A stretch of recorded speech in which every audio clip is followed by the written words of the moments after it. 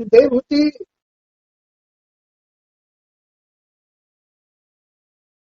एक मुनि की पत्नी थी, उसका नाम था देवहूति, कपिल भगवान की माता। तो देवहूति को तत्व ज्ञान एवं मोक्ष पद की प्राप्ति। तत्व ज्ञान क्या है? कि जो रचना हम ये लिए घूम रहे हैं, या जो हमें जन्म से ये शरीर काम आ रहा है, इसमें तत्व है क्या? तन, मन, बुद्धि, दृष्टि, भाव, शब्द, ये सब तत्व है। इनके अलावा सुख, शांति, विषय, विकार, संसार, मोक्ष, ये सब तत्व हैं। और ये सब जितने भी तत्व हैं, इनका मूल है ईश्वर, सत्य। शरीर के अंदर, इस संसार के अंदर, ये जो संसार आंखों के सामने है, यही तुम्हारा शरीर, सबका शरीर, तुम्हारा ही नहीं, पशु पक्षियों का भी, कीड़े मकोड़ों का भी, सबका संसार अपना शरीर। सबके लिए ये आंखों के सामने जो संसार है, ये संसार ही सबका शरीर है। इसमें हमें क्या करना चाहिए, क्या नहीं करना चाहिए, क्या छोड़ देना चाहिए, क्या अपनाना चाहिए, ये बात सुनने की और सीखने की है। इसमें ज्ञान भी है, अज्ञानता भी है।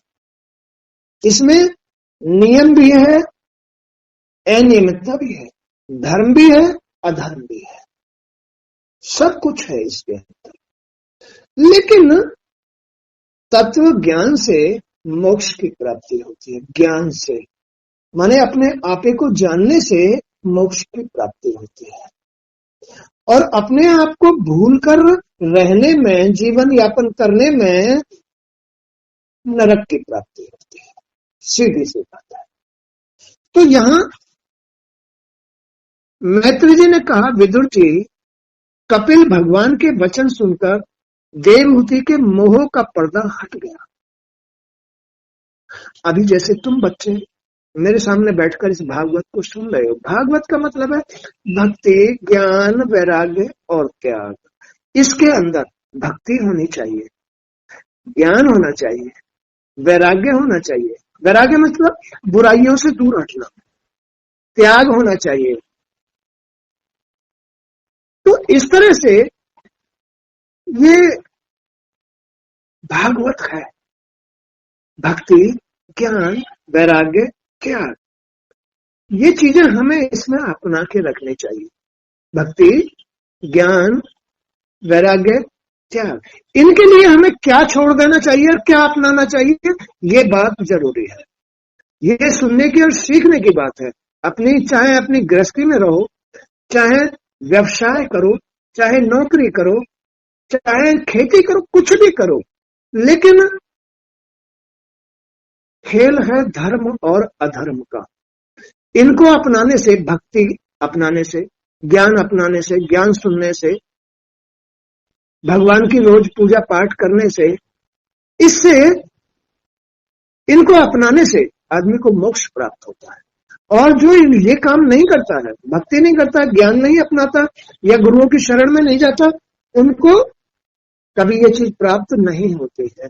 स्वतंत्रता प्राप्त नहीं होती है, सुख प्राप्त नहीं होता है, आनंद नहीं मिलता है। इस जीवन में जीते जी आनंद नहीं मिलता है। फिर क्या मिलता है उसको? उसको कष्ट मिलते हैं, रोग मिलते हैं, टेंशन मिलती है, चिंता मिलती है, हार मिलती है, नरक मिलता है उसको। ये ऐसा शरीर है, ये ऐसा संसार है जिसमें ईश्वर व्याप्त है। दिखाई नहीं दे रहा है हमको वो ईश्वर। क्यों दिखाई नहीं दे रहा है?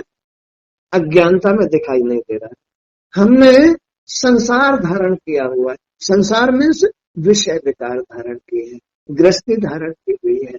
हमें ये विकार ज्ञान से वंचित कर रहे हैं, अंधकार में लेके आ रहे हैं। हमें अपने अंदर ही ईश्वर दिखाई नहीं दे रहा है। जबकि हमारी ये जो सृष्टि है, हमारा जो ये रूप है, हमारा जो ये शरीर है, बगैर ईश्वर के नहीं चल रहा है, बगैर ईश्वर के नहीं चल रहा है।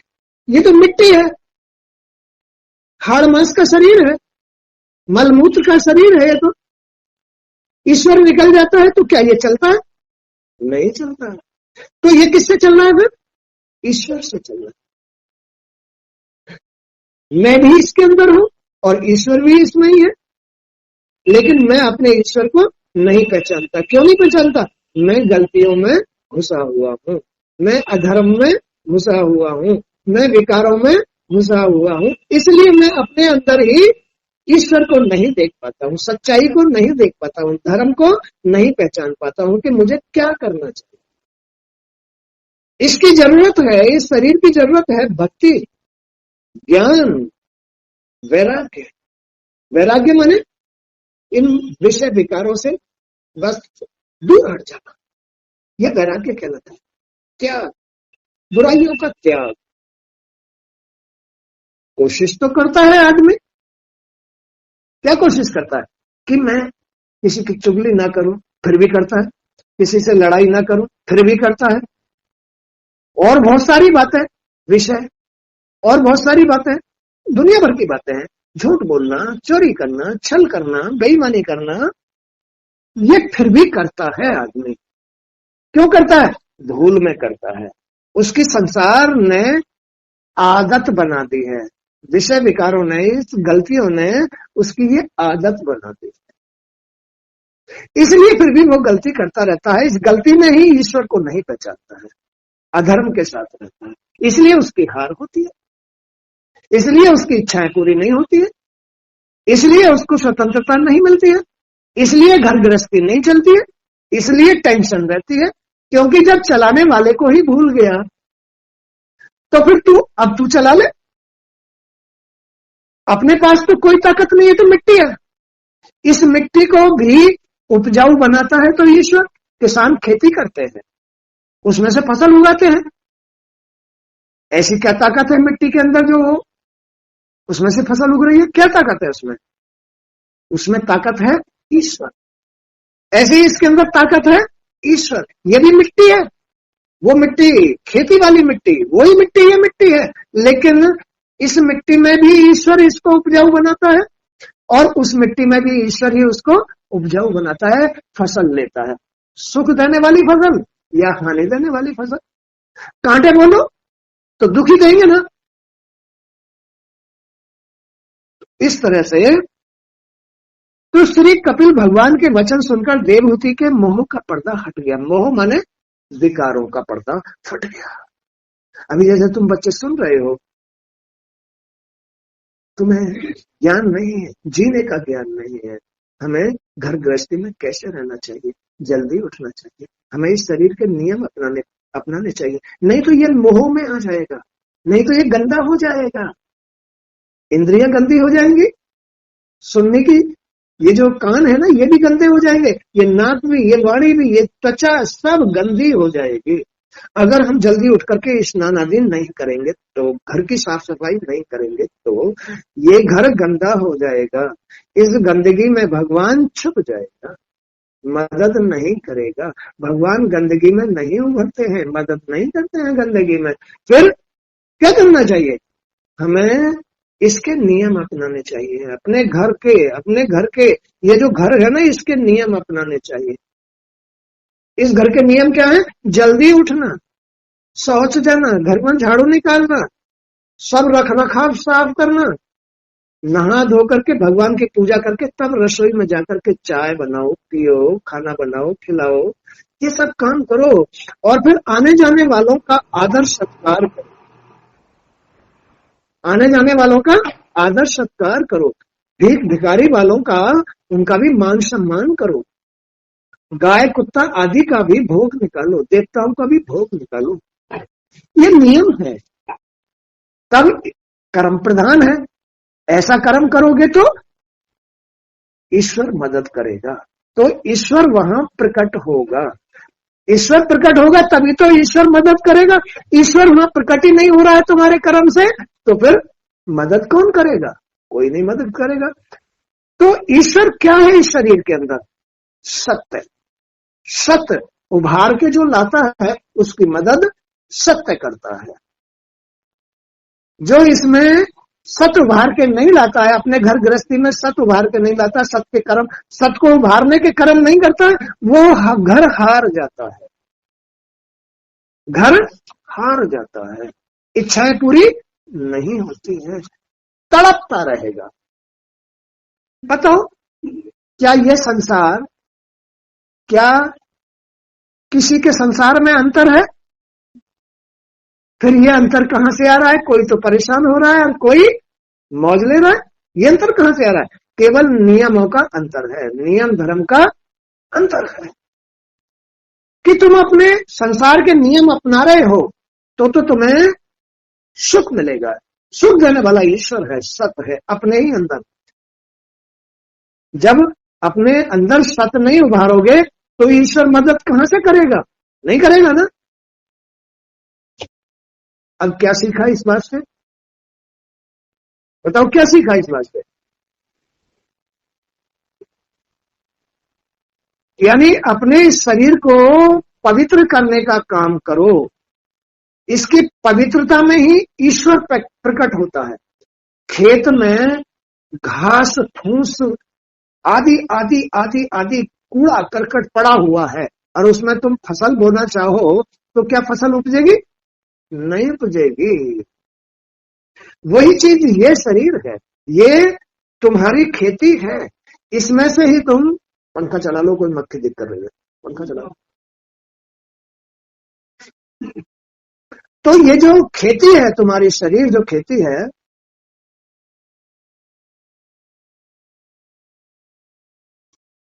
ये जो खेती है, ये उपजाऊ कब बनेगी? जब इसे खूब जोतोगे, निराई करोगे, गुड़ाई करोगे, घास निकालोगे और इसमें अच्छा बीज बोओगे तो खाने में बड़ा आनंद आएगा, खूब लाभ देगा। देगा नहीं देगा? जब इसकी तुम सफाई नहीं कर रहे हो, जब तुम इसकी निराई गुड़ाई ही नहीं कर रहे हो, जब तुम इसको अच्छी तरह से भुरभुरी नहीं बना रहे हो, तो ये तुम्हें अच्छी फसल कैसे दे सकता है? नहीं देगा ना। तो फिर जो आदमी सत्य को हार जाता है सदा दुखी रहता है।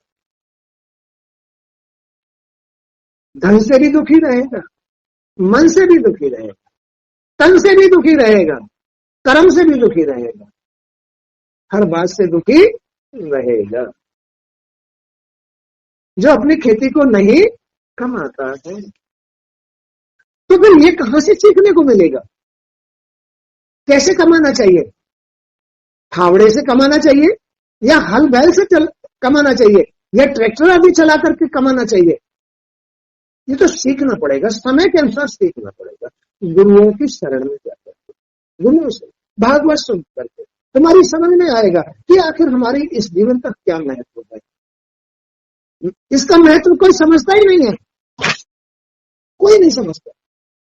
उठे, मजे से कहीं भी व्यर्थ के कामों में चले गए, टाइम बिता रहे हैं। कब तक बिताओगे बेटा? मुश्किल हो जाएगा जीवन, मन तुमको अशांत कर देगा। जो तुम्हारी जरूरतें हैं, जीवन जीने के जो साधन हैं, जब तक वो नहीं मिलेंगे तबाह हो जाओगे। पैसा नहीं है तो भी तबाह, तबाह ना। कपड़ा नहीं है तो भी तबाह, घर नहीं है तो भी तबाह, बच्चे नहीं है तो भी तबाह, पति नहीं है या पत्नी नहीं है तो भी तबाह, तबाह हो जाएगा।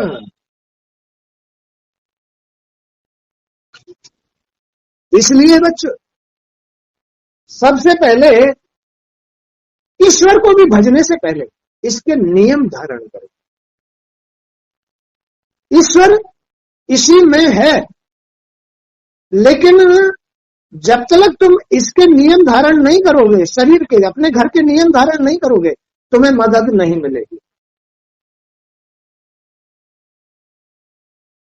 गृहस्थी में भी जब तक तुम गृहस्थी के नियम धारण नहीं करोगे, तुम्हें ईश्वर की मदद नहीं मिलेगी।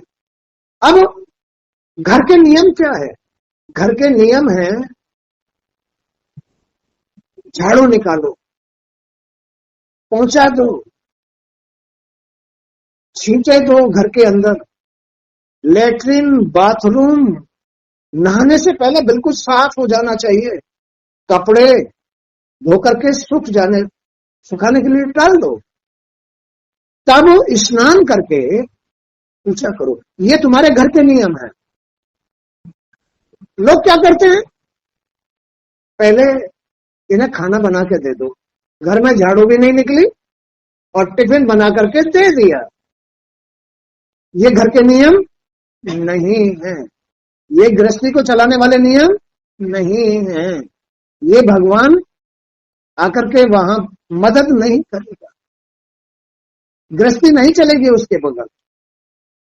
नियम से सत उभरता है, सत ही मदद करता है। घर गृहस्थी में भी, तुम्हारी इच्छाओं की पूर्ति में भी, साधनों में जो तुम्हारी जरूरत है उनमें सत्य ही मदद करता है। सत्य है वो तुम्हें घर में से उभारना पड़ेगा, तुम्हें इस शरीर में से उभारना पड़ेगा, तुम्हें इस घर से ही सत्य उभारना पड़ेगा, तुम्हें समाज में सत्य उभारना पड़ेगा। अच्छे कर्म करके, अच्छी जगह बैठ करके सत्य उभार। जहां भी तुम सत्य उभारोगे वही तुम्हें लाभ मिलेगा। घर की पूर्ति, गृहस्थी की पूर्ति, घर में रोग ना आ जाए, शरीर में रोग ना आ जाए, उसकी पूर्ति, सबकी पूर्ति सत्य करता है। लेकिन हर बात के नियम है, घर के भी, शरीर के भी, गृहस्थी के भी, समाज के भी, संसार के भी, सबके नियम हैं। नियमों से तुम्हें सत्य मिलेगा। क्या मिलेगा? नियमों से सत्य मिलेगा, नियमों से सत्य मिलेगा, और बगैर नियम के असत्य मिलेगा। असत्य से आदमी जी हारता है, मन हारता है, असत्य से हारता है। लेकिन आदमी असत्य को ही अपना के रखता है, असत्य से तो हारेगा, सत्य से जीतेगा। तो मन के हारे हार है, मन के हारे हार, मन के जीते जीत। तो मन को सत्य में रखो, सच्चाई के साथ रखो, तो जीत ही जीत है। मन माने घर, मन माने स्त्री, स्त्री, मन, घर, संसार एक ही बात है। क्या? संसार, घर, मन, स्त्री, ये एक चीज है। इसको नियमित रहना चाहिए। मन को नियमित, स्त्री को नियमित, घर को नियमित, संसार में नियमितता होनी चाहिए। तो ईश्वर ही ईश्वर है, सुख ही सुख है, स्वतंत्रता ही स्वतंत्रता है। वो वहां का आदमी दुखी नहीं रहेगा। एक तो हमारा देश है और अन्य बहुत सारे देश हैं। भाई हमारे देश में भी आदमी रहते हैं, उन देशों में भी आदमी रहते हैं, लेकिन बहुत सारे देशों में सब बड़े सुखी हैं, बड़े धनवान हैं, बड़ी बड़ी कोठियों में रहते हैं, बड़े बड़े बंगले में रहते हैं, बड़े बड़ी गाड़ियों में चलते हैं। क्यों? क्यों? भगवान का न्याय है। तुम्हें ऐसी जगह डाल देगा जहां तुम्हें दुख मिलेगा, तुम्हें ही ऐसी अच्छी जगह डाल देगा जहां तुम्हें सुख मिलेगा। ये उसका न्याय है। तुम्हारे ही ऊपर निर्भर करता है, तुम्हारे कर्म पर निर्भर करता है कि तुमने कमाया क्या है, तुम कैसे अपना जीवन निर्वाह कर रहे हो, नियमों के साथ या बगैर नियमों के साथ। तुम अपनी घर गृहस्थी को चलाना जानते हो या नहीं जानते हो? तुम अपने घर को चलाना जानते हो या नहीं जानते हो? क्या तुम्हारे पास नियम है या नहीं है? क्या तुम्हारे घर में सत्य है या नहीं है? क्या तुम बड़ों का आदर करते हो या नहीं? क्या तुम पति की सेवा करते हो या नहीं? क्या तुम पत्नी को प्रेम करते हो या नहीं? क्या तुम बच्चों को प्रेम करते हो या नहीं? क्या तुम अपने घर की साफ सफाई करते हो या नहीं? क्या तुम बगैर नियमों को, यानी नियमों को अपनाते हो या नहीं? इन सब बातों को जो जानता है वो सुखी होता है, और जो नहीं जानता है वो दुखी रहता है, उसकी इच्छाएं पूरी नहीं होंगी, अभाव रहेगा बच्चे का, धन का, घर का, संपत्ति का, इज्जत का, जन्म मरण का अभाव ही रहेगा। समझ लो कि उसे तो नरक में जाना ही है। अब इस नरक से उभरने का उपाय क्या है? नरक से उभरने का क्या उपाय बताया गुरु जी ने? सत्य। सत्य नियम से आता है। घर के नियम, शरीर के नियम, खाने पीने के नियम, संसार के, संगति के, समाज के नियम, एक ही नियम है, सच्चाई। हर जगह से तुम्हें लाभ मिलेगा, सम्मान मिलेगा, साधन पूरे होंगे, स्वस्थ रहोगे, संपत्ति होगी, सुख शांति अपनाना चाहिए। उन्होंने श्री कपिल जी को प्रणाम किया और कहा, कपिल जी देवहूति के पुत्र थे, तो कपिल भगवान का रूप थे, उनको ज्ञान था कैसे जीना चाहिए, कैसे जीना चाहिए। तो कपिल ज्ञानी पुरुष थे, जैसे गुरु जी तुमको ज्ञान दे रहे हैं, ज्ञानी पुरुष थे। वो ज्ञान के अनुसार ही रहते और ज्ञान के अनुसार ही चलते थे। वो ऐसे ही ज्ञान को बांटते रहते थे, लोगों का कल्याण करने के लिए सबको सुनाते थे ज्ञान की बातें। तो वो अपनी माँ को भी ये ज्ञान की बातें सुना रहे हैं, जैसे मैं सुना रहा हूँ, मेरी माँ सुन रही है। तो माँ कह रही है कि बेटा तैने मेरे ऊपर बड़ा उपकार किया, तैने मेरा नरक बचा दिया, तैने मेरा कष्ट बचा दिए, तैने मेरे शरीर को स्वस्थ कर दिया, निरोग कर दिया, तैने मुझे स्वस्थ करके तैने मोक्ष के लायक बना दिया, तैने मुझे भगवान का अता पता बता दिया। तो उन्होंने श्री कपिल जी को प्रणाम किया, उनकी माता ने अपने बेटे को ही प्रणाम किया, जैसे माँ इस गद्दी को धोक रही थी। अभी देखा तो उन्हें अपने आप ही ज्ञान आ जाता है।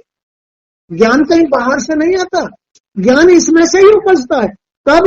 जब सच्चाई उभर के आ जाती है, ईश्वर उभर के आ जाता है, ईश्वर की मदद मिलनी शुरू हो जाती है। इसको ईश्वर की मदद कहते हैं।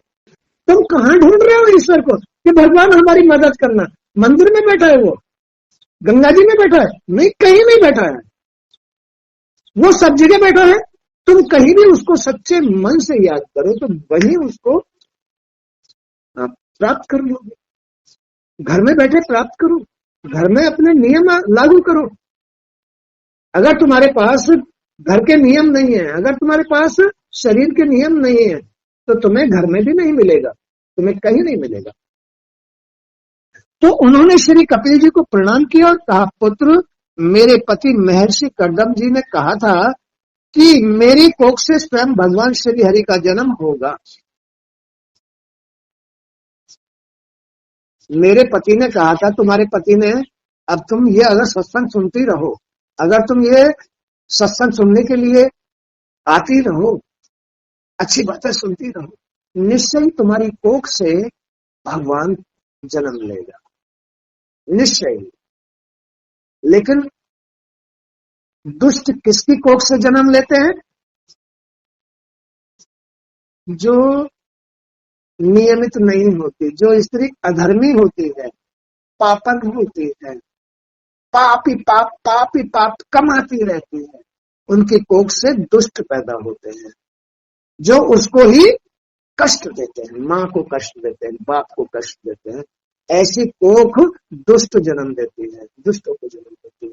और जो इस भागवत को सुनती है, जो नियम धर्म अपनाती है, उसकी कोख से तो देवता जन्म लेते हैं। ये जन्म इतना महत्वपूर्ण है। मां के लिए नियमित रहना इतना जरूरी है। मां को नियमित होना इतना जरूरी है, नहीं तो दुष्ट को जन्म देगी। घर गृहस्थी को बिगाड़ने वाला पुत्र देगी। वो भगवान नहीं होगा, वो देव रूप नहीं होगा, वो सज्जन नहीं होगा। जो मां अनियमित रह करके संतान पैदा कर लेगी, दुख देने वाली, घर को बिगाड़, ऐसा ही युग चल रहा है। अधिकतर ऐसी ही माताएं जन्म दे रही हैं, इसलिए ये देश गड्ढे में जा रहा है, इसलिए ही जन्म मरण होते हैं। फिर समझ में आ गया? तो उन्होंने श्री कपिल जी को प्रणाम किया और कहा, पुत्र, मेरे पति करदम जी ने कहा था कि मेरी कोख से स्वयं भगवान श्री हरि का जन्म होगा, तेने मुझे इस लायक बना दिया। मेरी कोख से तैने जन्म लिया है, ये मेरे पति ने मुझे पहले ही बता दिया था, क्योंकि मैं उनके सामने नियम से रहती थी। वो ऋषि थे, मैं उन्हें देखती रहती थी, मैं उनके पीछे पीछे चलती थी, जैसे वो नियम अपनाते थे मैं भी अपनाती थी। बस उसमें उनके साथ मैंने बड़ा आनंद लिया, बड़ा सुख भोगा, बड़ी स्वतंत्रता मुझे मिली, बड़ी शांति मुझे मिली। और आज उन्हीं से मैंने तुझको पाया। भगवान रूप है तू, तैने मुझे आज ज्ञान दिया है, तैने मेरी बुद्धि के पर्दे खोल दिए कि मेरे ही अंदर मेरा भगवान है, मेरे भगवान ने ही तुझे जन्म दिया है। ये सब मेरे पति की देन है। मेरे पति ने मुझे नियमित किया, मैंने नियम से जीवन को बिताया, तो मेरी कोख से तेरा जन्म हुआ और आज तैने ही मुझे ज्ञान दिया है, तैने मुझे ज्ञान दिया है। आज तुम्हारे तार्किक वचनों को सुनकर मुझे विश्वास हो गया है कि मेरे पति ने सत्य ही कहा था, तुम वास्तव में श्री हरि के ही अंशावतार हो। क्या कह रहे हैं कि आज तुम्हारे तार्किक वचनों को सुनकर मुझे विश्वास हो गया कि मेरे पति ने सत्य ही कहा था। देवहूति अपने पुत्र से कह रही है कि बेटा, तुम्हारी बातों को सुनकर मुझे आज विश्वास हो गया कि मेरे कोख से श्री हरि ने ही जन्म लिया है। तो श्री हरि का ही रूप है, ज्ञानी है, ज्ञानवान है, नियमवान है, धर्मवान है। तो मेरे हरि ने ही ये जन्म लिया है मेरी कोख से। तुम वास्तव में श्री हरि के ही अंशावतार हो। मैं तुम्हें बार बार नमन करती हूँ। माँ अपने बेटे को नमन करे तो वो बेटा नहीं, उसका भगवान होता है। माँ बेटे को नमन करे तो वो उसका बेटा नहीं, उसका भगवान। और जो माँ अपने सांसारिक बेटों को नमन कर रही है, वो खुद नरक में जा रही है, उसको ज्ञान नहीं। तुम ही इसी सृष्टि के नियंता हो, माने भगवान इस सृष्टि के मालिक है। इस सृष्टि के मालिक भगवान है। भगवान सत्य, स्त्री को अपनी क्रियाओं में, मन में, अपनी सोच में सत्य को धारण करके रहना चाहिए, सत्य को धारण करके, नहीं तो उसका भी जन्म बिगड़ा और जो भी जन्म होंगे वो सब बिगड़। इसलिए स्त्री को नियमित होना चाहिए। अपने पति के साथ रहते हुए भी घर में नियम के बगैर घर को नहीं चलाना चाहिए, नहीं तो पुत्रों के द्वारा, पुत्रियों के द्वारा उसको कष्ट मिलेगा। तुम ही इस सृष्टि के नियंता हो। ब्रह्मा जी का जन्म तुम्हारी ही नाभि से हुआ था। ब्रह्मा किसको कहते हैं? तुम्हारे कर्म। सत्य, जो स्त्री अपने घर के अंदर, मन के अंदर सत्य रखती है, सत्य नियम धर्म रखती है, उसके कर्मों में ब्रह्मा की उत्पत्ति होती है, सृष्टि की उत्पत्ति, सृष्टि की रचना। इस सृष्टि की रचना का नाम ही ब्रह्मा है। आगे जो तुमसे सृष्टि रची जाएगी वो ब्रह्मा रच रहे हैं, कर्म रच रहे हैं। उसकी उत्पत्ति कहां से होती है? सत से, भगवान के नाभि से। माने कि भगवान जिस स्त्री के घर में, जिस मन में जिस स्त्री के मन में ईश्वर सत्य धर्म वास करेगा, बस उसके कर्मों में ब्रह्मा शुद्ध शुद्ध सृष्टि रचेंगे, गृहस्थी रचेंगे। उसका नाम है ब्रह्मा। ब्रह्मा तुम्हारे कर्म है, भगवान तुम्हारा सत्य है, तुम्हारे मन का सत्य है, सत्य ही नारायण है। उनके द्वारा जो सृष्टि रची जाती है बड़ा सुख देने वाली होती है, और जिनके मन में असत रहता है हर वक्त, उनकी सृष्टि बड़ा दुख देती है, बड़ा दुख देती है। तो स्त्री को कैसा होना चाहिए? घर को कैसा होना चाहिए? बताओ कैसा होना चाहिए? पति के साथ रहते हुए भी, भाई पति का साथ तो इस संसार को बढ़ाने के लिए मिला है, वो अधर्म नहीं है, उसको अधर्म नहीं कहते। फिर अधर्म किसको कहते हैं? अधर्म कहते हैं कि स्त्री आलस्य में रहे, बगैर नियम के रसोई में चली जाती है, बगैर यानी बगैर नहाए धोए, बगैर भगवान की पूजा किए हुए, बगैर भगवान को प्रकट किए हुए बस दोपहर कर लेती है, शाम कर लेती है नहाते नहाते। कोई कोई तो 3-4 बजे नहाती है, फुर्सत ही नहीं मिलती है, पड़ी रहती है, खाना खाती रहती है, नाश्ता करती रहती है। वो क्या सबके साथ थोड़ा ही है? तो पति के साथ अपने घर में रहो, लेकिन नियम से रहो, धर्म से रहो, जिससे कि ईश्वर तुम्हारी मदद, जिससे कि ईश्वर तुम्हारी मदद करे। अन्यथा जो स्त्री जिस घर में ऐसा नहीं होता है, भगवान छुप जाते हैं, निश्चय ही उस घर में कष्ट, रोग, हानि, लड़ाई झगड़े, अशांति, मारकाट होनी शुरू हो जाए।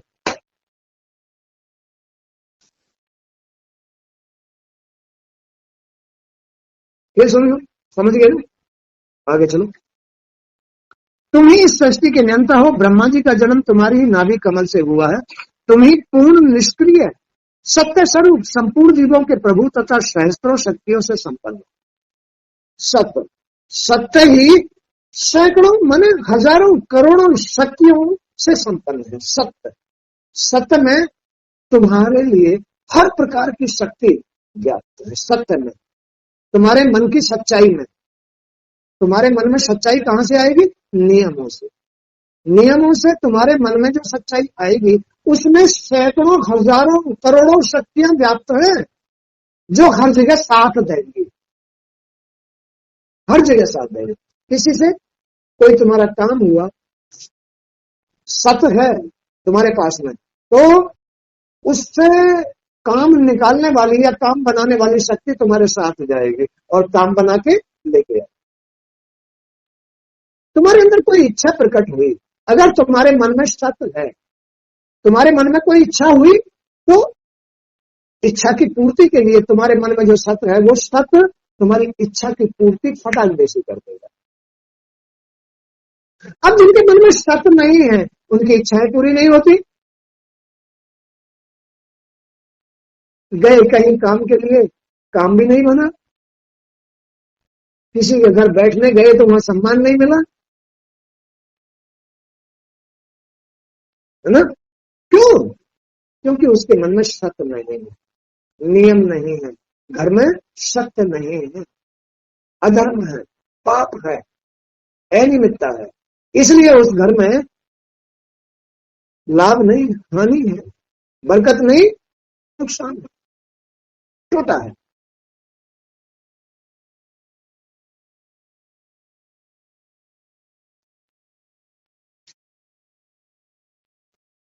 प्रभु तुम्हारी ये कैसी लीला है?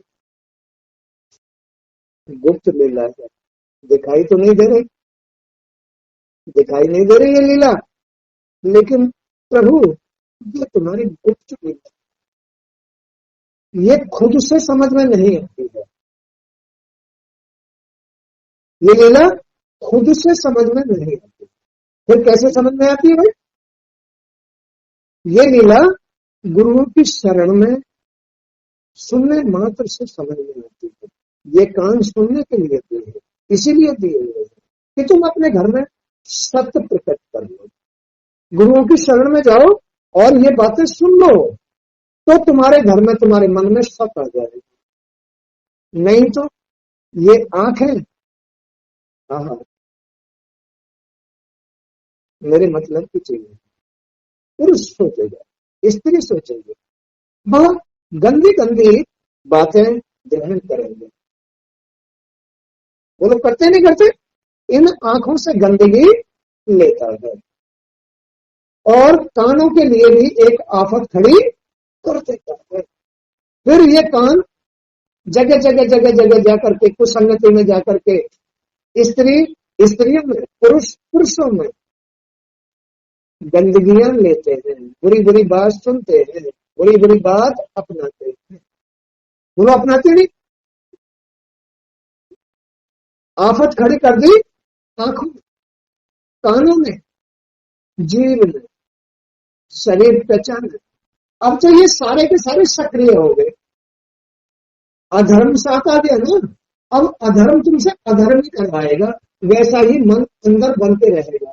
ये गुप्त लीला है, ये तत्व ज्ञान की बात है। बुराई के तत्व ज्ञान और अच्छाई के तत्व, बुराई के तत्व और अच्छाई के तत्व। बुराई के तत्व छोड़ना चाहिए, अच्छाई के तत्वों को अपनाना चाहिए।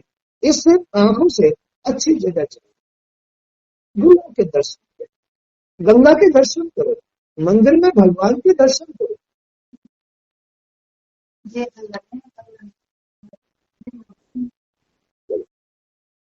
तो इन आंखों से अच्छे दृश्य देखो, संत महात्मा गुरुओं के दर्शन करो। इन कानों से गुरुओं से गुरुवाणी सुनो, अच्छी अच्छी वाणी सुनो, जो तुम्हारे मन का खुलासा करे, जो तुम्हारे जीवन का खुलासा करे, जो तुम्हारे जीवन को सुख देने वाली बात बताए, जो तुम्हें नरक से बचा दे। ऐसे गुरुओं की वाणी सुनो, मूर्खों की वाणी मत सुनो, मुल्ला मौलवियों की वाणी मत सुनो।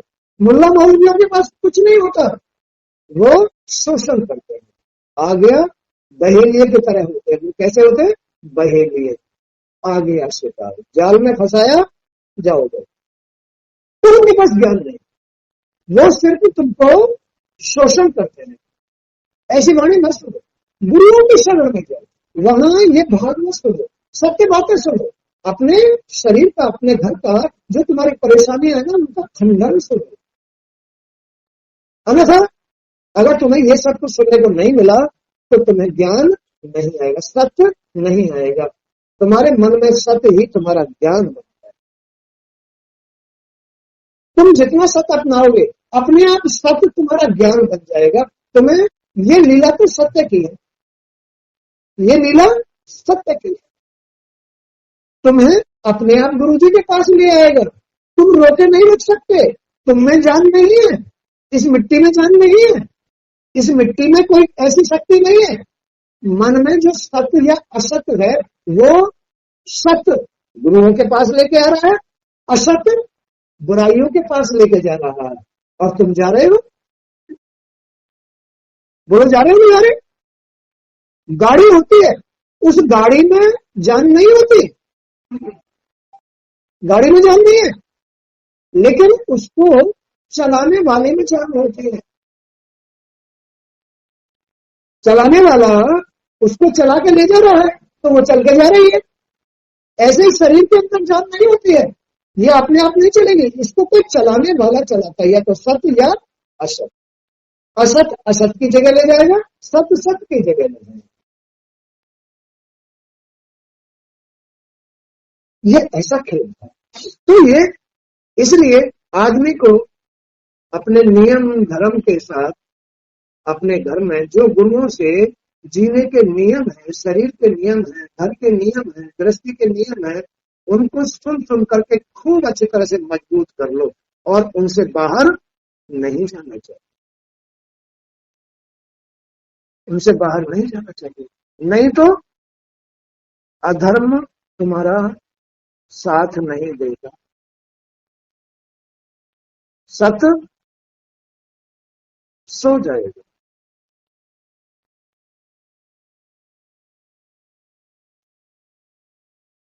तो प्रभु तुम्हारी ये कैसी लीला है जिसे ये जीव नहीं समझ पा रहा है, जबकि वो तो तुम्हारा ही अंश है, ईश्वर का ही अंश है। ये कैसी लीला है आपकी? आपका अंश नरक में जा रहा है, आपका अंश बड़ा कष्ट भुगत रहा है, हाथ कट जाते हैं, पैर टूट जाते हैं, अंधा हो जाता है, बहरा हो जाता है, मृत्यु को प्राप्त हो रहा है, बड़ा दुखी हो रहा। ये आपकी कैसी लीला है? आपका अंश, आपकी संतान, आपसे पैदा होने वाली संतान आपकी आंखों के सामने दुखी हो रही है, लेकिन कोई भी माँ बाप, कोई भी माँ बाप, क्या तुम्हारी संतान अगर कुकर्म करने लगे तो क्या तुम उसका साथ दोगे?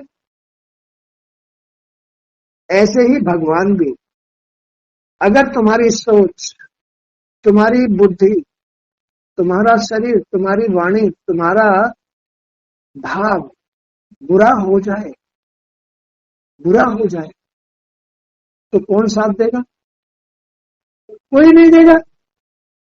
देगा अधर्म साथ देगा। कौन देगा साथ? अधर्म साथ देगा, धर्म साथ नहीं देगा, सत साथ नहीं देगा, असत साथ देगा।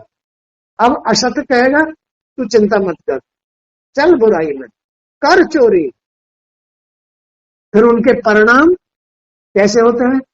चोरी करने वाला जेल में जाता है, अय्याशी करने वाला जेल में जाता है, कोर्ट कचहरी होती है, लड़ाई झगड़ा करने वाला, मर्डर करने वाला, एक्सीडेंट करने वाला, सबकी कोर्ट कचहरियां होती है, होती नहीं होती?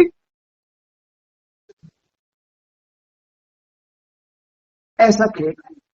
तो वो यही कह रहे हैं कि भगवान तुम्हारी कैसी लीला है, ये कैसी लीला, तुम्हारा ही अंश इस तरह से दुखी हो रहा है।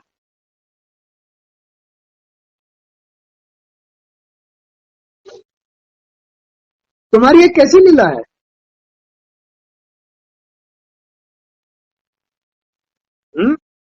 आप पापियों के दमन और अपने भक्तों तथा धर्म की रक्षा के लिए स्वेच्छा से ही देह धारण करते हैं, अपनी इच्छा से ही देह धारण करते हैं कि आप पापियों को तो दंड दिलाते हैं,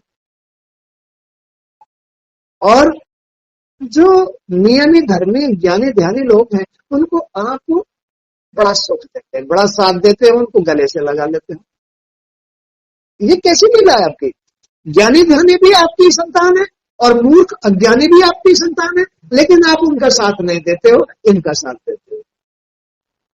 सत्य, सत्य तुम्हारा साथ देगा, सत्य बुराइयों को साथ लेकर साथ नहीं देता। तो कहने का तात्पर्य यह है कि मैंने अभी तुम्हें थोड़ा सा ये जो प्रकाश डाला है कि ये जीवन, इसका मूल है ईश्वर सत्य। सत्य तुम्हारा भी मूल है, तुम्हारे मोक्ष का भी मूल है, तुम्हारे सुख का भी मूल है, तुम्हारी उन्नति का भी मूल है, शांति का भी मूल है। ईश्वर असत का भी मूल है, लेकिन तुम्हारे चलने के ऊपर निर्भर करता है।